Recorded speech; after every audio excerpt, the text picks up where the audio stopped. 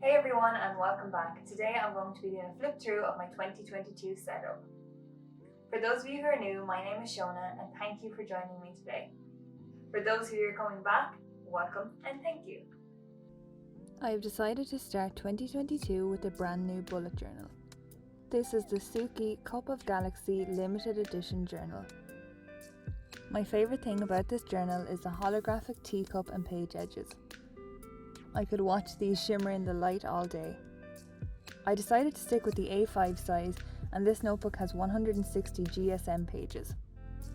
It comes with 2 bookmark ribbons and an elastic band closure. There's also an envelope pouch at the back. Every notebook therapy journal comes with a quote on the back page. This one says, "Sip on the sparkles and enjoy the star-filled universe in your mind."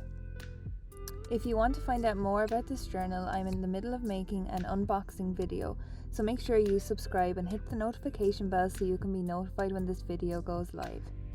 Oh, these page edges just bring me so much joy. They just shimmer like a rainbow.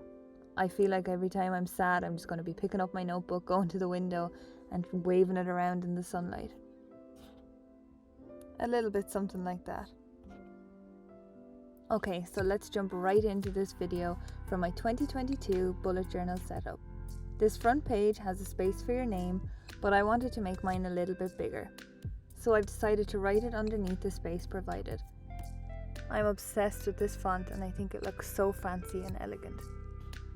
This first page I've written Hello 2022 with a quote underneath. I traced a circle for the wreath with a lid of a mason jar and wrote the numbers 2022 inside. Honestly, I'm not happy with how my 2s came out. I find them the hardest number to draw. And this lovely little quote at the end says, "Full of things that have never been." Overall, I'm pretty happy with how this page turned out, apart from my 2s, which I find impossibly hard to draw.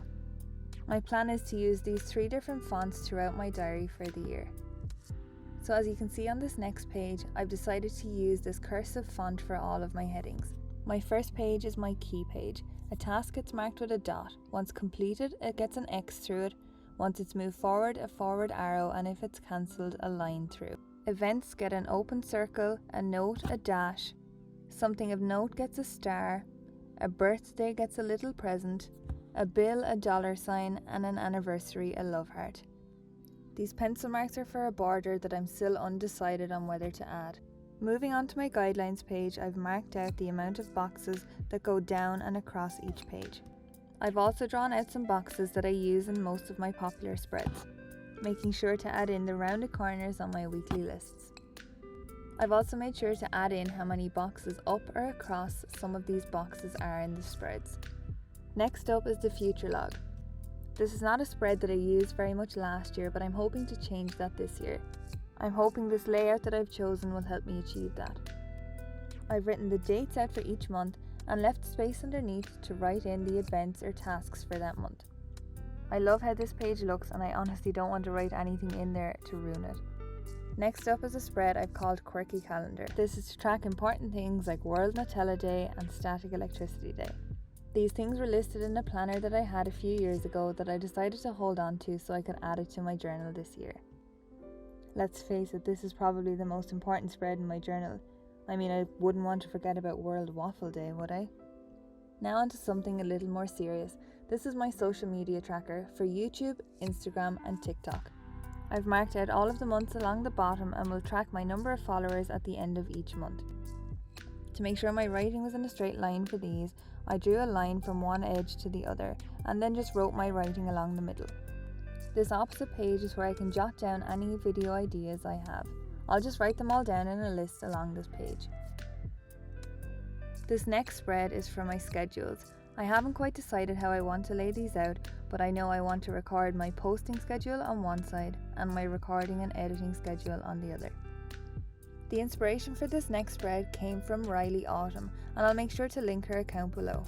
It's a when I last tracker. It's to record things like when I last washed my fridge, when I last defrosted my freezer, when I last got my car serviced. And you use it by adding a dot in the month that you completed this task. Beside it is a page that I'm going to use to write down my cleaning mixtures, so things like glass cleaner and drain cleaner.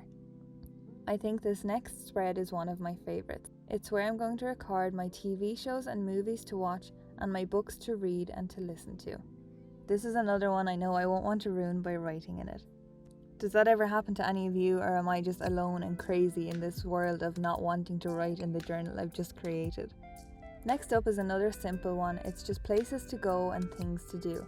I'm not quite sure if I want to separate these out into different categories, like local places, international places, but I'm just going to wait and see until some ideas pop into my head. 2 more simple ones on the next page, just a place to track some dinner ideas and a place to track the quotes I've seen.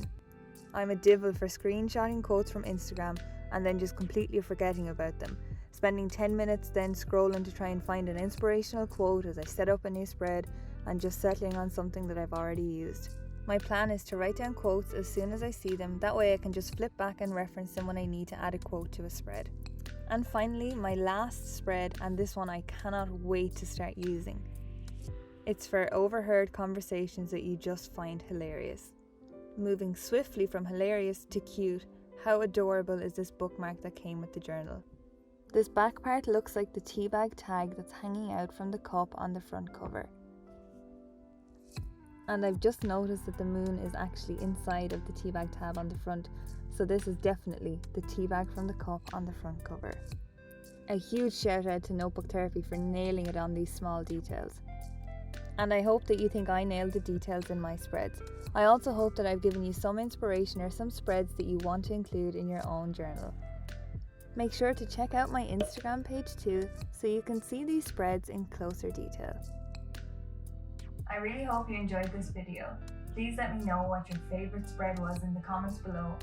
Thanks so much for watching. Don't forget to like, subscribe and hit the notification bell so you can be notified for my January 2022 setup.